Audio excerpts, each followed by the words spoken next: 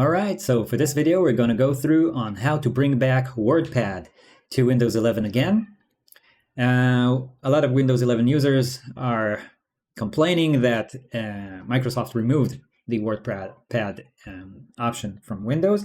So if I click here and try to write WordPad, there's nothing, there's only Word. So if I want WordPad, I go to System, scroll down to the bottom, Additional Features, View, Word, WordPad, next, add, give it a second to download. Excellent, now it says it was added, and if I search for it again, I can see it's back.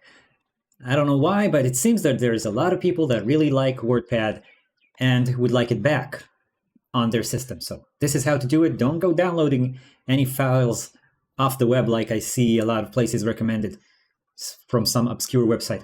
Through Windows itself, go to System, Optional Features, View Features, and add WordPad back. Hope you liked this video. If you did, leave a like, subscribe, and have a great one.